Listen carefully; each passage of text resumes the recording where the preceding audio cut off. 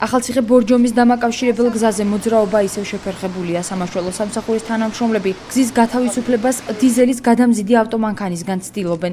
შემთხვევა 11 მარტს 15 საათსა და 40 წუთზე მოხდა. საწვავით დატვირთული გალფის ავტომანქანა გადაბრუნდა, რის შედეგადაც მძღოლი ადგილზე გარდაიცვალა. ცხედარი პროზექტურაშია გადასვენებული. როგორც თვითმხილველები ყვებიან, ავტომანქანა გადაჭარბებული სიჩქარით მოძრაობდა, რის გამოც მძღოლმა საჭე ვერ დაიმორჩილა, გადაბრუნდა და სადისტრიბუციო მანქანას დაეჯახა. მიკროავტობუსში მსხდომი პირები არ დაშავებულან. ავტოსაგზაო შემთხვევის შემდეგ ავზიდან დიზელი გზაზე გადმოიღვარა. ადგილზე მობილიზებული იყო სასწრაფო დახმარება, სახანძრო სამაშველო სამსახური და საპატრულო პოლიციის ეკიპაჟები. შინაგან საქმეთა სამინისტრომ გამოძიება საქართველოს სისხლის სამართლის კოდექსის 276 მუხლის მეხუთე ნაწილით დაიწყო, რაც ტრანსპორტის უსაფრთხოების ან ექსპლუატაციის წესის დარღვევას გულისხმობს, რამაც ადამიანის სიცოცხლის მოსპობა გამოიწვია. აღნიშნული ისჯება თავისუფლების აღკვეთით ვადით 4-დან 7 წლამდე, თანამდებობის დაკავების ან საქმიანობის უფლების ჩამორთმევით ვადით 3 წლამდე.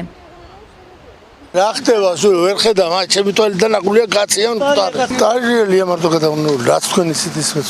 ზემოდან წამოვედით სასწრაფო და ისინი რომ მოდიოდნენ და წამოვხვევით უბრალოდ ვაინტერესებს. რა სამბობე, რა ხდება? არ ვიცი, არაფერი არ მომისმენია, ჯერ არაფერი არ. უბრალოდ იცით, რომ რაიმები გადაგვიდეთ მედია რა. კი, და მიცვალებულია, დავინახე სხვა.